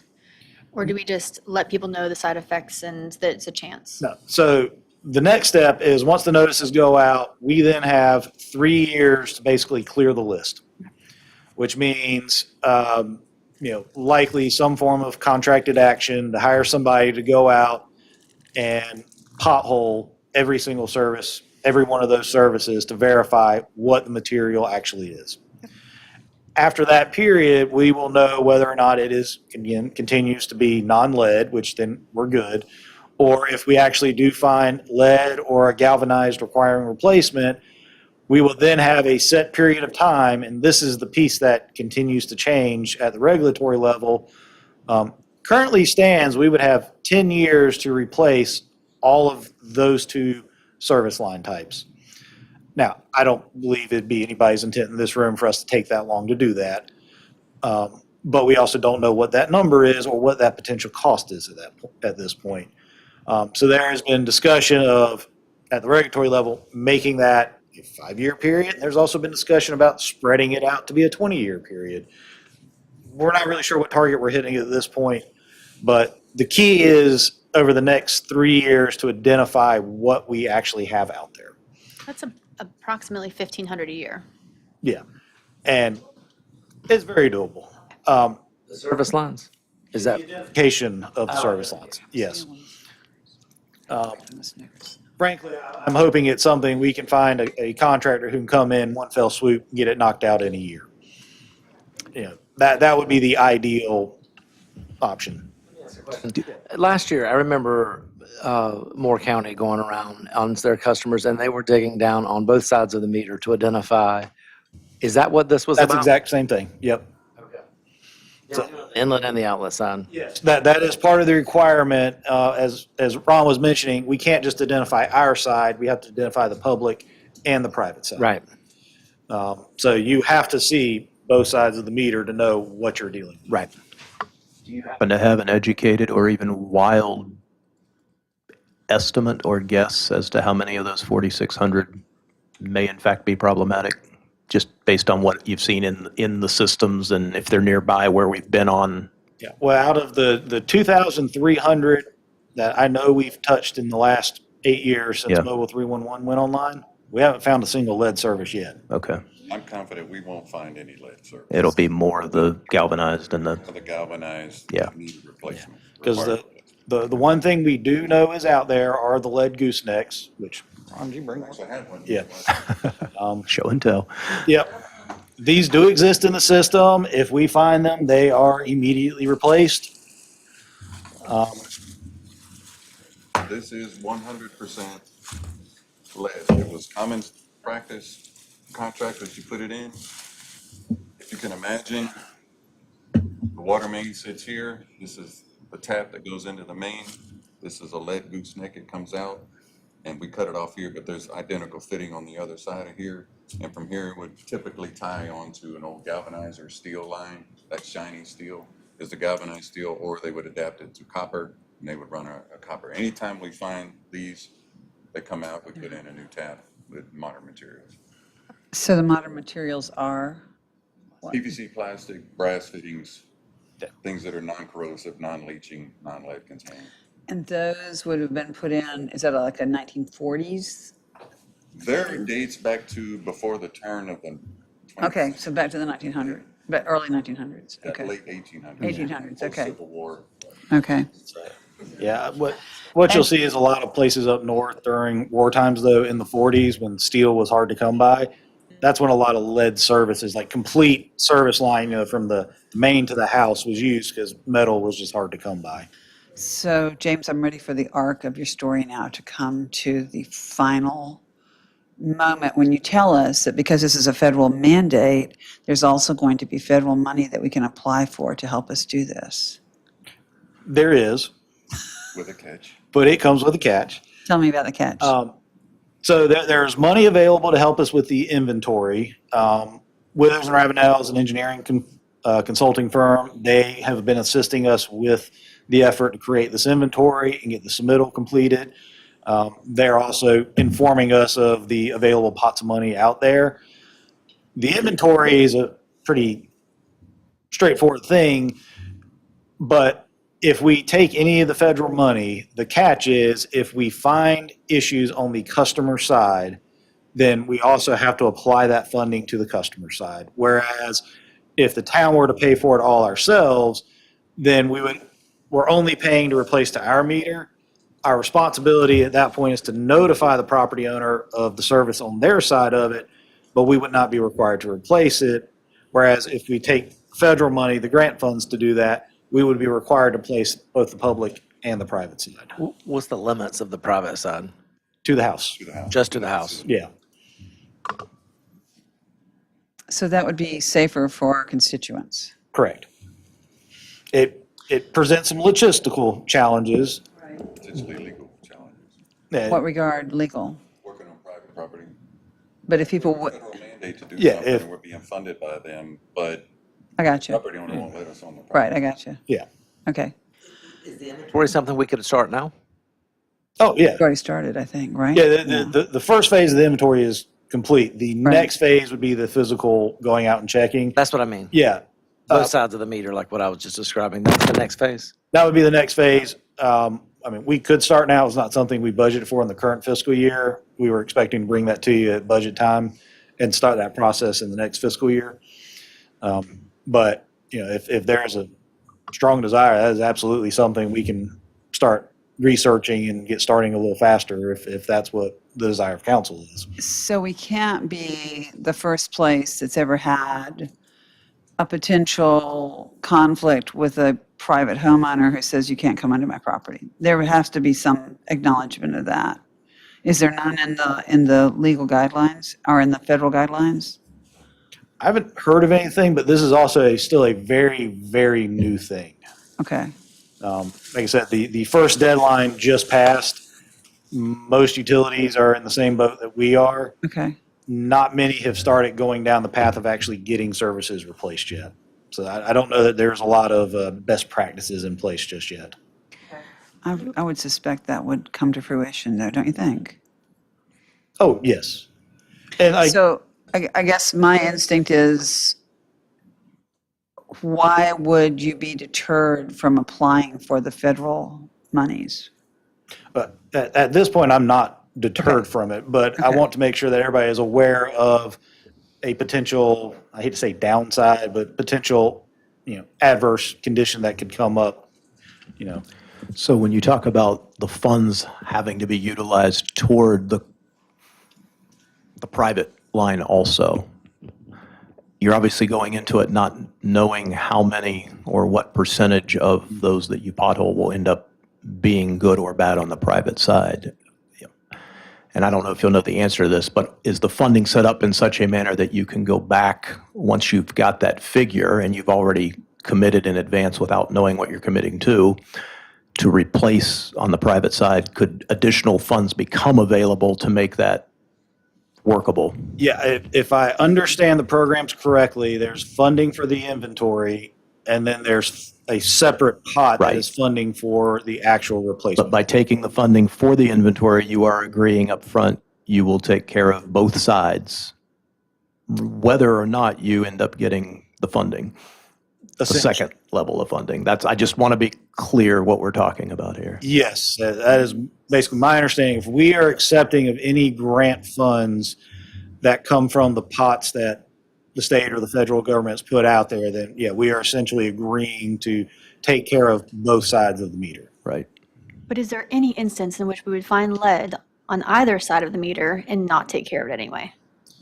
Again, like Ron pointed out, you get that instance owner where somebody doesn't says, no, let you? don't come on my property. There's nothing wrong with my water line. I don't want you Okay. messing with it. And not that I think there would be a lot of those, but Yeah, I was gonna say.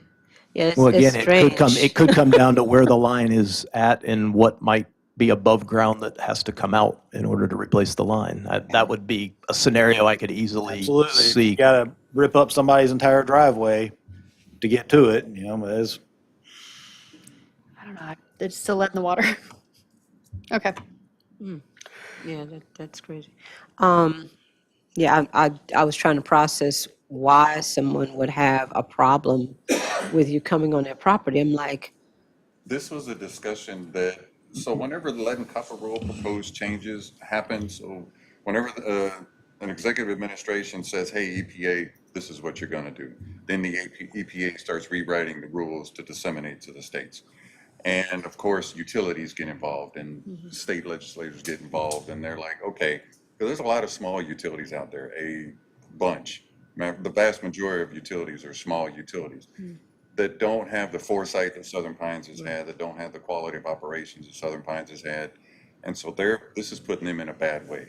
And so the waterworks industry lobbies and brings operational voice of reason to the feds to say, okay, this timeline might be a little too aggressive. There's a lot of people that can't do this. They just can't generate the funds, or they may not qualify for certain programs. So that's the reason that it takes so long.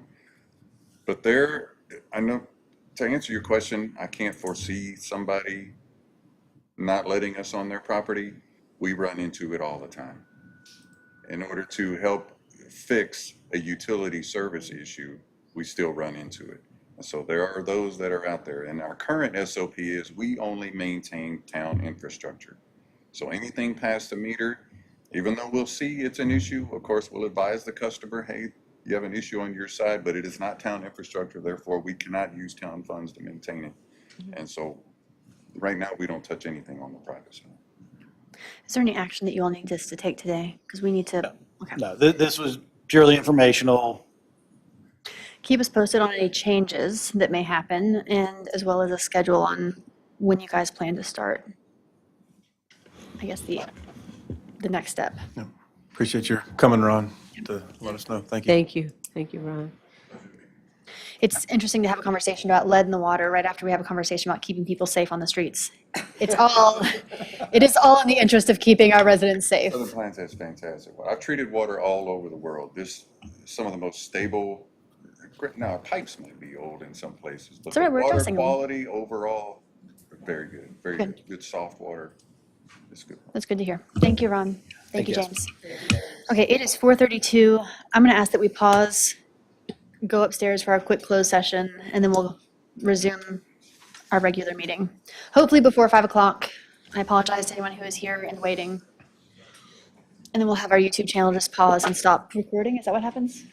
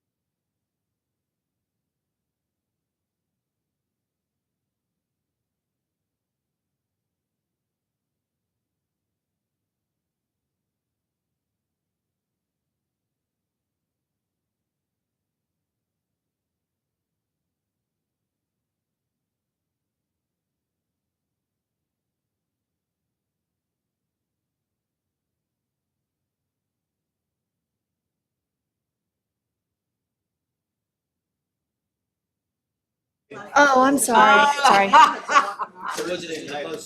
Are we back? No, we're not doing close right now. We'll do close at the end. Okay.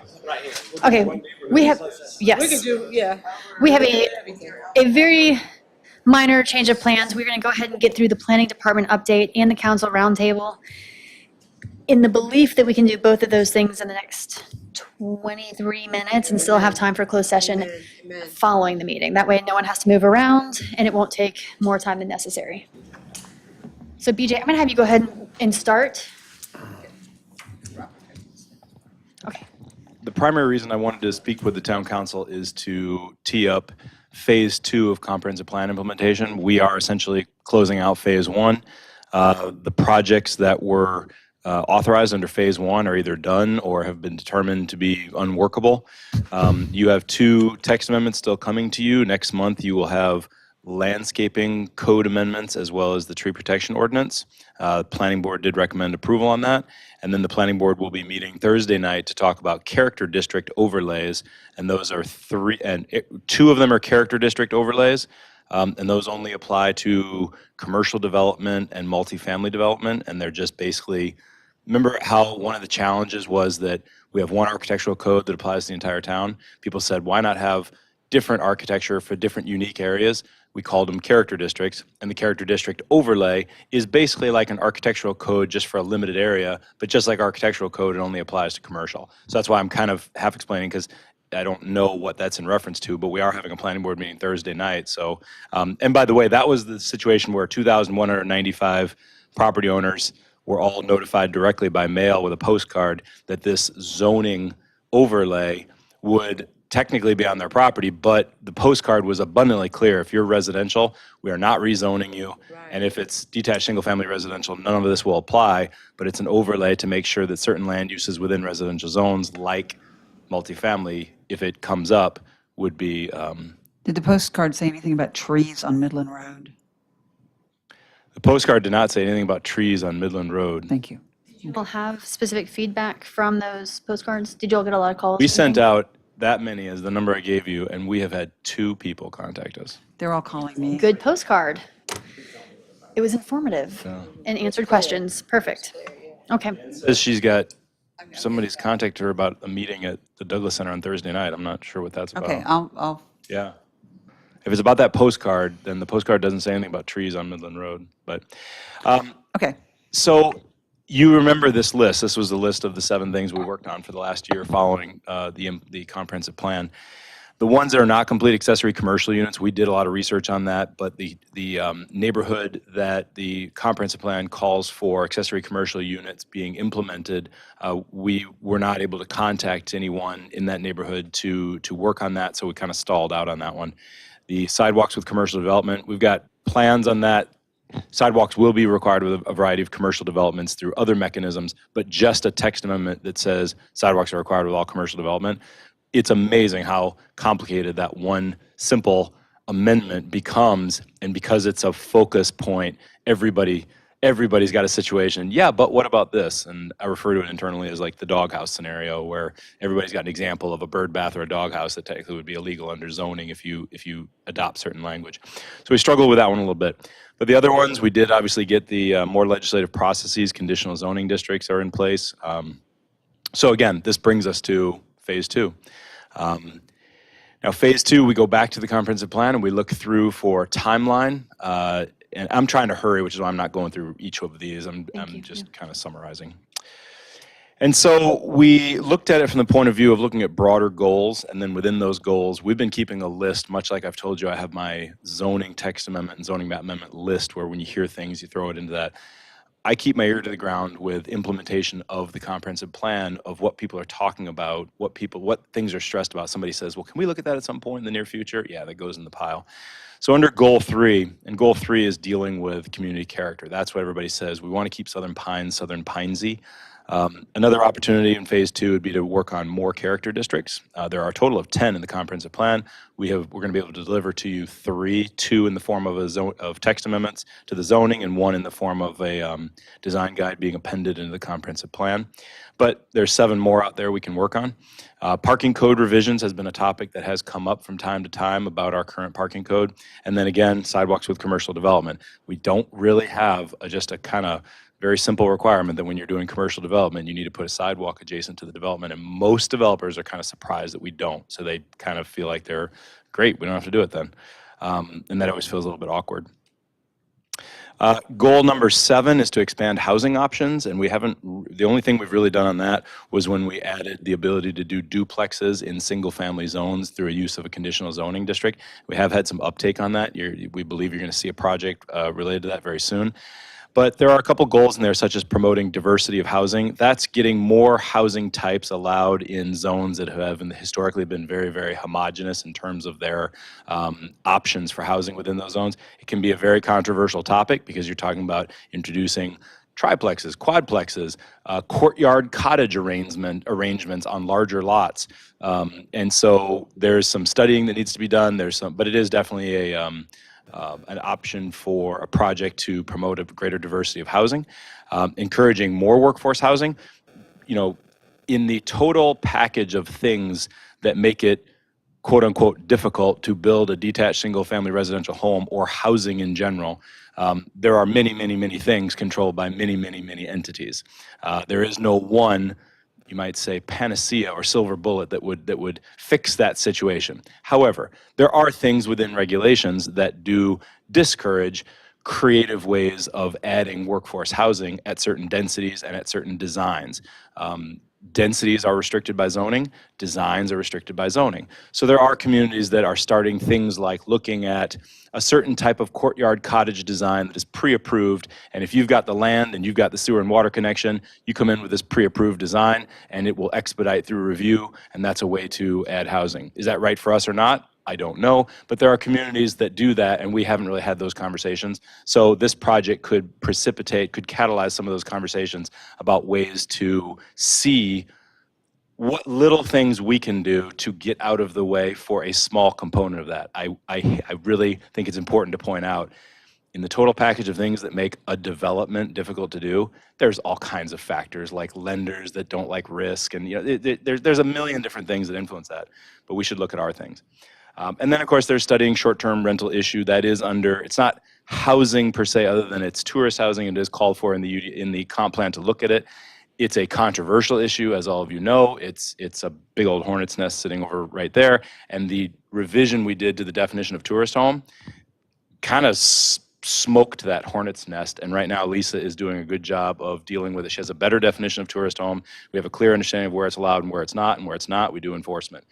But there's still people out there that are very, very upset about this issue, and they're just kind of waiting. The third topic would all fall under Goal 8, which is for transportation options. Really the two next things that come up from time to time. A lot comes up about the street cross sections within town, why different street cross sections are different, and the comprehensive plan does call for what's called a complete streets audit. A complete streets audit is specified for an area of Pennsylvania. It's a project we could work on.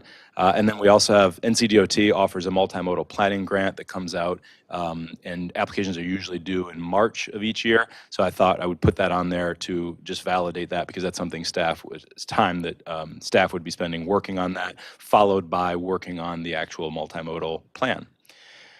Next there is a goal about expanding local business and employment, and I put the accessory commercial units back in here. I'm not really willing to give up on this. It's kind of a novel idea. It was really it came out of an awful lot of energy and conversations that occurred during the comprehensive plan as a way to help people incubate more small businesses in space they already own by allowing for it, because home occupations right now are so restrictive, and doing something bigger in your garage could be a zoning violation. But we maybe need to pivot to contacting a different community for a pilot project to see if we can get a community that's into it. And see where that could go. So I wasn't really willing to get rid of it quite yet. I think it has merit, and I think it's worthy of that. And then last project on this list would be, it's really not comp plan implementation other than just keeping the UDO tidy, there are a number of things that need to get worked on. We do need to update our sign code, and we have Reed v. Gilbert from 2015, which I'll mention briefly because it's worth it, that's where the U.S. Supreme Court said, over-summarized, if you have to read it to determine compliance, it's probably not legal. But then in 2022, Austin versus Reagan National, the Supreme Court said, well, a distinction between on-premise and off-premise is okay, so maybe saying if you have to read it to determine compliance, it's not okay, is a little bit too much. They came off that a little bit, and so now we have the best way we characterize it is we can regulate the time, the manner, and the place. And within those 3 words, there's actually quite a bit of stuff you can regulate if you want to. We have a pretty restrictive sign code. My professional preference would be mostly to deal with Reed v. Gilbert and Austin versus Reagan National issues, and probably not open up to a broader conversation about how much signage different zones should get and how much signage different corridors should have, because my experience has been consistently over and over and over. Most businesses say, I don't care too much what you restrict it to as long as they're restricted and they're restricted and they're restricted to the exact same. I want more, but if they're all restricted, then I can put up with the same as them. But as soon as they've got more, by golly. So Senate Bill 166, there are enough things in there that we need. It's worthy of a package of text amendments to update our UDO with those things. And then there are a number of vestiges at this point in the UDO. Just like the UDO is a living, breathing document, and we amend things into it, and we amend those things inside of it to keep it working. Over time, there are things in that document that haven't been used or touched in 6 or 7 years. It's time to scalpel those out and get rid of them and cut down some page length in the UDO from stuff that's just sitting there. So that's a summary of the projects. And actually, in the interest of time, I have a handout with this list. And I thought what I might do is give you all the handout, and then this can be the beginning of a discussion where we can come back to this and we can say, which of these do you want to work on? I can also give you staff's professional opinion on which of these we should pick and how we can get them done. But I wanted to sort of put all of them. This is the stuff that's on the bucket right now of things people have talked about. Still a priority, but working our way through the priorities. We're getting here. I think this looks good. Thank you. That was good. Thank you very much, And thank you for the BJ. speed at which you got through it. Does anyone on the council have questions? No, It's just a one-pager. I'm impressed how much you've gotten through already of the phase 1. I think we all appreciate the hard work. I appreciate you saying that, and I want to say a word of thank you to our amazing team, because everybody has played in it, everybody has pitched in to help projects get started, get finished, et cetera. We have an incredible planning team of which we are very proud. Thank you. Yes, we are all very proud of them. Thank you. definitely. Okay, so with no questions on the planning department update, we're going to move into council roundtable. Bill, do you have anything? No. Okay, if you think of anything, we'll cruise back by you. Miss Deborah, do you have anything? Had a great meeting with the mayor. Nothing to say at this time. I think we're still brainstorming ways that we can best serve the community in regard to water usage and that kind of stuff. So Yep, I think that's something that I can probably follow up specifically with the water department on a lot of that conversation. I appreciate your time to sit down with me and tolerance of my 6-year-old the whole time. no. I'll skip over myself to Ann. Calendar and the water bill says we have a meeting on the 26th of November, which I think, The Tuesday before Thanksgiving to that's 2 days before Thanksgiving, and I think we just, yeah, if we can post online that was a miss. Did we move it? December like, the 3rd. We Oh, we have, did move it. December 3rd is what's on the calendar that I think we that's have, sent out. yeah, I think we have December 3rd is our work session, and then December 17th is our council meeting, is what I have based on what we did. But right now, the public thinks that we're meeting on the 26th, which is 2 days before Thanksgiving, which I think we're not doing. And that's been published and it's out there with everybody who received a water bill. And there should be another water bill. Right. Do you remember changing it? The calendar that was approved has its meeting on the 12th of November, again on the 3rd of December, and on the 17th of December. That's funny. For some reason, I was thinking Yeah, I got that. that people didn't, I remember making the comment, people don't give up on Thanksgiving week until Wednesday. Did I say that? You said that because we had the conversation. Okay, but maybe that wasn't at a meeting. Except I for don't this year, remember. and it's on Tuesday. that they Apparently, give we're out. giving up on Tuesday. Okay, so can we republish that the meeting is moved to December 3rd? Okay, okay. Yeah, Great, thank you. just whatever we need to do to give notice that we're not actually meeting on the 26th.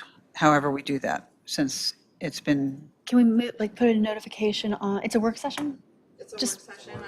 put a note on this door as well in case somebody shows up. Okay. Anything else?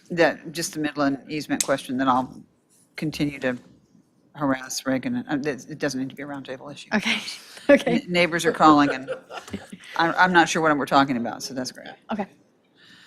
Everybody's, Something about the trees on Midland. 30 seconds. I'm getting lots of phone calls about an easement on Midland Road that's going to be addressed at a meeting at the Douglas Center on Thursday night. And I have no, I think that's planning board meets then, and I don't know what's coming up. And BJ's saying that postcards went out and it's about overlay, and I don't know what the answer is, but if somebody could tell me the answer, I would be glad to probably cut your crowd in half. This is the postcard, the text of the postcard that was mailed 2,195 times. Our meeting is at 6 o'clock on this Thursday at the E.S. Douglas Community Center. Okay. I wonder if they confuse pine dean with pine trees.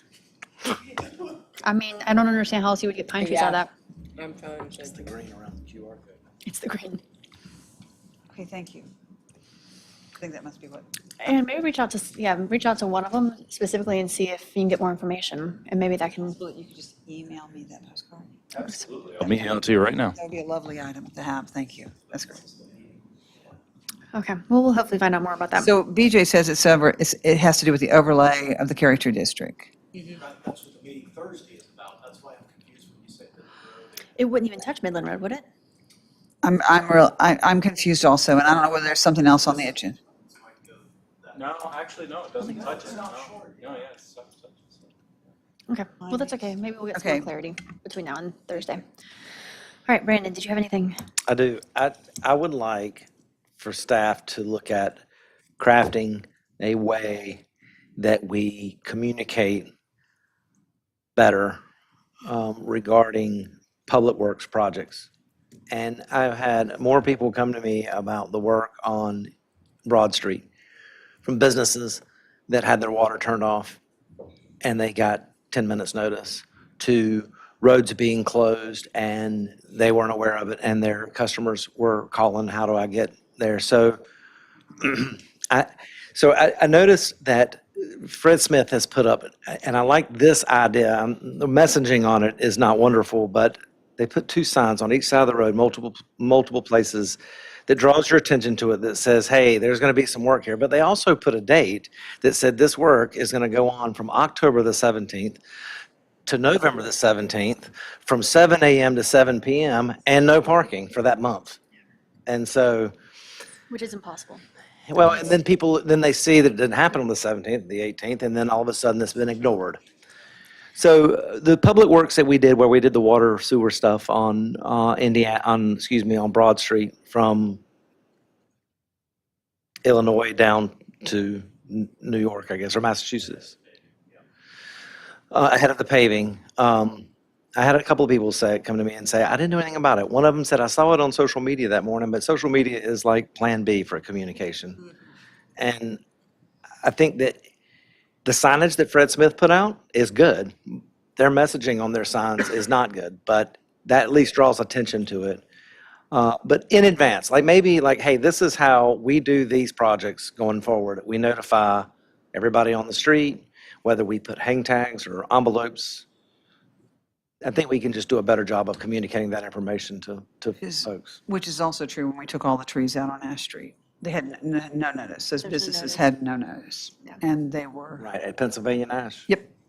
So just better notification of all the public work Mhm. that the town is doing, whether it's changing roads, stripping sidewalks. I think that, Mike wants to be heard. We already go door to door before 10 minutes, a couple days in advance. is there a hang tag or something that goes on their door? If we don't speak to somebody on the property, we will leave a hanging tag or some kind of. So that happened on Broad Street. We also, now, keep in mind, businesses especially, that message get passed on to all the right people? Right. So specifically, the business said, we knew nothing about it. And the other one said, we knew nothing about it and our water got turned off. So what I'm getting at is if they spoke with someone, whether or not that information was then. Right. passed on to the building owner or something, that I don't know, but we always go door to door. In advance. Usually at least 2 days, if not a week in advance of some kind of shut off or planned work. Now, unplanned work, completely different story. Well, that's understandable, right? Emergency stuff. One of the best tools we have is, remember, it's Code Red. So when we use Code Red, we don't always. Yeah, none of this is going to show up on YouTube, which was fine for just a second, but now we've gone on too far. Can you just pop up here? Because I think Code Red is something that's worth anyone out there who's interested to sign up and get the notifications.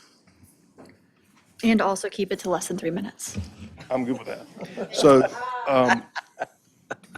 we like to use Code Red. However, when we use Code Red in a broad spectrum, it's okay for an emergency. If we have emergencies, we're going to use it, and people appreciate that. But when we use it a broader spectrum for road closures, water shutoffs, we get a tremendous amount of pushback from the public because, well, I didn't need to know that. And being, yeah. Well, businesses do though. Everyone. So it goes out to Is that right? everyone. Yeah. Is issue. So we have there's always a challenge of the proper amount of communications. Right. Fred Smith's signs are great. I saw them too. Yeah. We seen them when we were riding around the other day, and the date on them is right. That's their contract date. And they may not actually know when they're going to be there to do the paving. But they were doing it Depending on rain. today. If they could have gone by last night and just like stuck a yellow sticker on it or something, being like, tomorrow's the day. I agree. That's something we can probably obviously talk to them about. We're obviously willing to look at communications and how we communicate, but it is an absolute struggle to Yeah. communicate to everybody. So I think that what they did, as far as the number of signs both sides of the road, was sufficient to communicate. And I think that, for like the work that was done on Broad Street, instead of the door-to-door, the signs on the road is probably sufficient. And no, it's just a, No, it's just a. it's not. sign. It's just it's a stick in the ground sign. It's an off-premise sign. Yeah. The planning department has Get not out rolled there. through there yet, I can tell you that. It'd be We'll take it cheaper down if- tonight. It's, yeah. That's all I have. I don't know, I think there's, maybe if we could Yeah, that makes sense. do that a different way.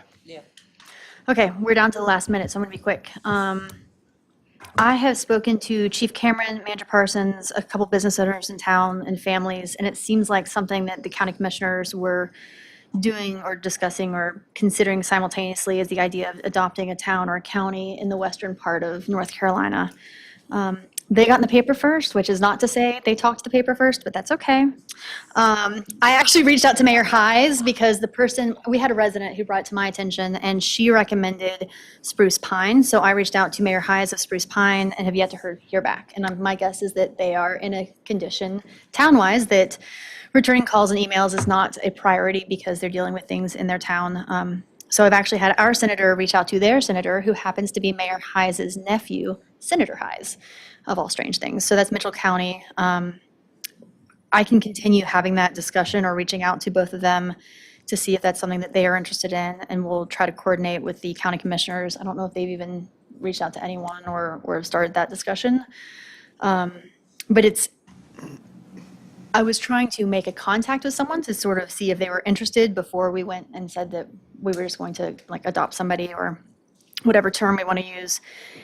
And I know that we have sent firefighters and police officers, and we've had volunteers and supplies all go up to the western part of North Carolina. And I think that my concern, which I think is shared by a lot of people, is that this is a long-term recovery. And as time goes on, people get distracted and they start to forget, and the weather cools down and the holidays come around. And next thing you know, the people in the western part of the state are still suffering, and we have moved on and are no longer sitting things. So if there's a way for us to partner where businesses can sort of help advise or send things that similar businesses need, or families can adopt families around the holidays, or we can even be just a resource or asset for them to reach out to on what exactly do they need. I think it's I know that everyone appreciates the supplies that have been sent, but I know it's a sorting nightmare to try to figure out exactly what they need and getting it to the right person. So Chief Cameron's been helpful in and trying to make that connection with me. And we'll just continue forward if that's something that you guys are okay with, and we'll have some sort of a vote on a resolution when we know exactly what it means. I'm okay with that. Okay, I think that was all I had. 5:01 in 30 seconds. All right. Did you have anything? Oh, no, Bill just had to leave at 5:30. So we are going to, I will entertain a motion to adjourn the meeting, and we'll move into closed session. And I will simply, prior to Excuse me, that don't motion, adjourn. offer for the recording, before we turn it off, the council reserves the right to act on the outcomes of that evaluation this evening and prior to closing the open session. Any such action will be done by motion and be represented in the minutes to be adopted at a future meeting. So Okay, perfect. it's purely for the recording. Okay, so do not make a motion to adjourn. I will entertain a motion to go into closed session for discussion with our town attorney. We enter closed session. Thank you. Is there a second? A second. All in favor, vote by saying aye. Aye. Aye, aye. I just voted twice. Okay, we are now moving into closed session. I believe we are ending our YouTube channel streaming. Okay. Perfect. No, we'll stay here.